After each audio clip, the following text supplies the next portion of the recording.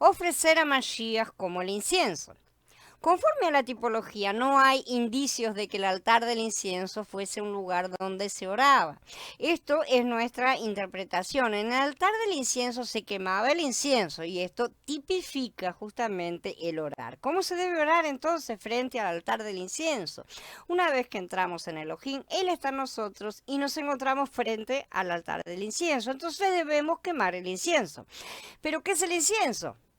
Mashiach es el incienso, sí, también, él es el incienso también. Mashiach es el tabernáculo, las ofrendas, también es el incienso. Por lo tanto, quemar el incienso significa orar a Mashiach. Y otro malaj vino y se puso de pie delante del altar. Tenía un incensario de oro y se le dio mucho incienso para que lo añadiera a las oraciones de todos los santos sobre el altar de oro. Estaba delante del trono. Y el humo del incienso con las oraciones de los santos subió de la mano del malaj en presencia de Yahweh. Esto está en Gigalut capítulo 8. Este malaj es Mashiach, aquel que añade su incienso a las oraciones de los santos. Justamente este incienso es el que hace que el humo suba y no las oraciones de los santos. Es el incienso que debe ser añadido a las oraciones de los santos. En nuestras oraciones necesitamos a Mashiach como el incienso con el cual el humo sube. El punto aquí es que quemar el incienso en realidad significa orar a Mashiach. Esa es la parte en la que vamos a concentrarnos. Si vemos que quemar el incienso significa orar a Mashiach, nos dará vergüenza la manera en que hemos estado orando. Hemos orado muchas cosas que no son Mashiach. ¿Sí? En lugar de quemar a Mashiach como el incienso, ¿sí? Para que se eleve, hemos quemado inciensos extraños, hemos ofrecido inciensos extraños, otra cosa que no es Mashiach. Sin embargo, no debemos ofrecer como incienso nada que no sea Mashiach. Ahora bien, debemos comprender que si realmente hubiéramos hecho eso, habríamos sido consumidos, pero no lo fuimos. El tema es que no hemos estado orando en el altar del incienso, sino en el altar del atrio. La mayoría ha estado haciendo realmente eso, si no, seríamos consumidos, digamos, estaríamos bajo castigo. Debemos realizar ambas oraciones. Recordemos esto, no una sola, son las dos oraciones, porque tenemos que pasar por todos los muebles, todas las partes, todo, sí, sobre todo. Para el comienzo necesitamos la ofrenda del pecado, la ofrenda por la transgresión, como ya lo estudiamos, necesitamos todas esas cosas para poder entrar. De manera tal que sí debemos orar en el altar del atrio, pero debemos hacer todas las cosas para alcanzar el altar del incienso, porque ese es el objetivo, ¿no es cierto? El llegar al altar del incienso que nos coloca en contacto con el trono de Yahweh. Ese tiene que ser el objetivo, ¿sí? Entonces, en cada uno de los sacrificios que se realizaban afuera, el sacerdote oraba pidiendo perdón por el pecado y por los pecados, bendición y reconciliación en cada uno de todos los que ya estudiamos. Pero luego entraba en el lugar santo y ahí es otra cosa, ahí es otro asunto. El altar del incienso implica intercesión más que oración.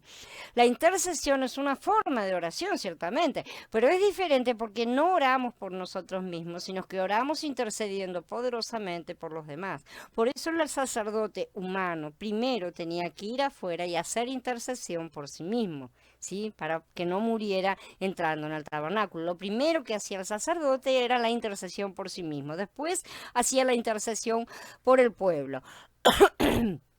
Entonces, tenemos que tener cuidado porque también podemos orar por los demás en el altar de bronce. Y ese es un error, ¿sí? Pidiendo por ellos, pero no estamos intercediendo.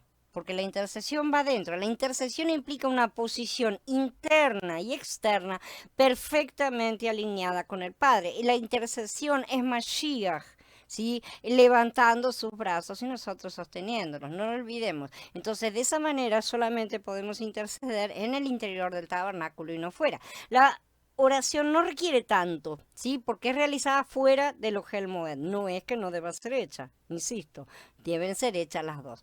Debemos aprender a ver las diferencias. En el altar del incienso no debemos ofrecer el holocausto ni la ofrenda de harina, ¿no es cierto? Y tampoco debemos derramar la libación. Todas estas ofrendas deben ser ofrecidas afuera en el primer altar, el altar que estaba en el atrio. Sobre el altar del incienso solo se puede ofrecer incienso. Antes había mucho incienso extraño en nuestras oraciones y cuando empezamos a aprender estas cosas nos damos cuenta de que sí era así. ¿sí? Muchas cosas teníamos que no eran Mashiach. Al llegar a la última parte de Shemot 30, entonces tenemos que ver que el incienso tipifica a Mashiach resucitado y ascendido, cosas que vamos a estudiar en breve. Sin embargo, todas las ofrendas, a excepción de la ofrenda mesida y la ofrenda elevada, son tipos de Mashiach como aquel que fue juzgado por Elohim y que murió por nosotros, ¿sí? Para reconciliación. Eh, el Mashiach resucitado y ascendido es el único que es aceptado por Elohim, por eso es que es quemado completamente en un humo que sube, ¿sí? Elohim lo recibe y es aceptado por él. Por lo tanto, él llega a ser un olor fragrante para Elohim. Este olor, como el incienso, debe estar en nuestra oración. ¿Sí?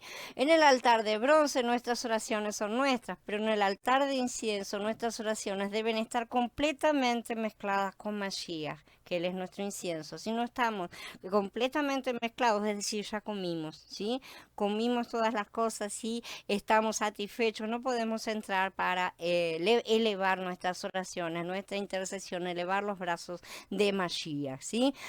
Porque nuestra intención ya no es propiciar nuestra conexión con Yahweh. Eso ya lo hicimos en nuestras oraciones en el altar de bronce, cuando hicimos la ofrenda por el pecado y por la transgresión, la ofrenda de paz y el holocausto. Todo eso es para propiciar esa conexión con el Padre, siempre a través de Yahshua y gracias a que el Padre acepta al Hijo, ¿no es cierto? Entonces ahí nosotros podemos entrar en el tabernáculo y presentar ahora nuestra intercesión, perdón. Cuando algunos escuchen esto acerca de quemar a Mashiach como el incienso, orar a Mashiach, ¿sí? Puede que pregunten, si me voy de viaje mañana, ¿no debo orar por un viaje seguro, por ejemplo? ¿No es cierto? Cualquier otra cosa que se les pueda ocurrir. Esta pregunta indica que su oración está llena de incienso extraño. Esta es una oración externa y no una interna. Esta persona está orando en el altar de bronce, buscando protección para sí mismo, para que su viaje sea guardado en este caso, pero no está orando en el altar del incienso que está dentro del tabernáculo. Sobre el arca del testimonio que estaba en el lugar santísimo había una tapa, una cubierta, ¿no es cierto?, que es la cubierta del propiciatorio. Esta cubierta estaba hecha de oro y se colocaba en el lugar donde Elohim se reunía con su pueblo. Una versión de las escrituras la describe como la silla de la misericordia, ¿sí? El asiento de la misericordia, depende de las traducciones. Finalmente, este asiento de misericordia que se menciona en Shemot llega a ser justamente el trono de gracia que se menciona en Ibrim 4. Esto significa que el trono de la gracia es la cubierta del propiciatorio, donde Yahweh se comunica. Es la tapa que cubría el arca del testimonio. Por un lado, con respecto a la propiciación, esta tapa es la cubierta del propiciatorio, ¿no? Por otro, y con respecto a la impartición de Elohim, es el trono de la gracia mismo, el lugar donde Elohim imparte su gracia a la gente. Este era el lugar desde donde Elohim impartía su gracia y donde el Cohen Gadol propiciaba al pueblo, ¿sí? Es un camino de subida y uno que de bajada.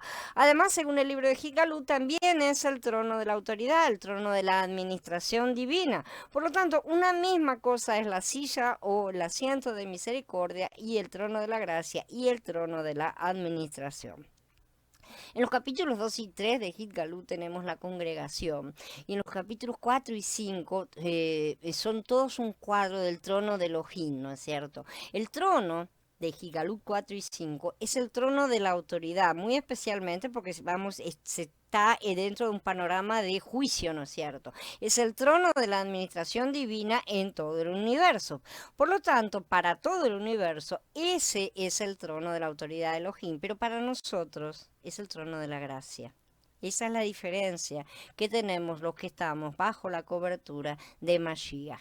Es el lugar, la cubierta del propiciatorio, donde podemos tener contacto con Elohim, propiciar al pueblo y a los gentiles, interceder por las naciones que están como se hace en Yom Kippur, cosa que vamos a estudiar, y recibir la gracia. El sumo sacerdote representaba a todo el pueblo de Israel y la gracia recibida no era personal solo para él, no es para que se la quede solamente solamente para los sacerdotes, para unos pocos elegidos, ¿no es cierto? No era para toda la congregación. Y en Yom Kippur para todas las naciones de la tierra. En el libro de Gitgalut, el altar del incienso está justo al frente del trono de la autoridad de Elohim. Según Gitgalut 8, Mashiach es ese otro malaj, ¿no es cierto?, que viene a añadir su incienso a las oraciones de los santos. Él es el sumo sacerdote que está ministrando delante del trono. Este incienso sube al trono de la administración de Yahweh y él contesta las oraciones de los santos. Esa es la tarea de intercesión de Mashiach. El sumo sacerdote intercede en el altar de bronce por los que aún oran en el atrio exterior, ¿sí?, para que sus oraciones sean escuchadas, pero sobre todo para que la gracia los alcance y avancen y crezcan. La gracia que proviene de la administración en el lugar santísimo será gracia para salvación para algunos, para santificación para otros, dependiendo de quién deba recibirlo y en qué estado se encuentre cada uno, ¿no es cierto? Como resultado de todo este mover espiritual, de este sube y baja, ¿no es cierto?, de intercambio entre el cielo y la tierra, baja a la tierra el fuego para ejecutar los juicios divinos que se relatan en el resto del libro de Gigalut, por ejemplo, ¿no es cierto? Y así también sucede con toda intercesión que hagamos. En las escrituras se menciona que Yahweh ha oído el clamor de los suyos, y esto es porque la intercesión ha alcanzado el trono. Nuestro clamor no sube por sí mismo, nuestro clamor es llevado al trono por Mashiach. Este es un cuadro del altar del incienso en conexión con el trono administrativo de Elohim, donde él ejecuta sus juicios que son derramados por tierra como lluvia de bendiciones o como fuego de juicio, depende.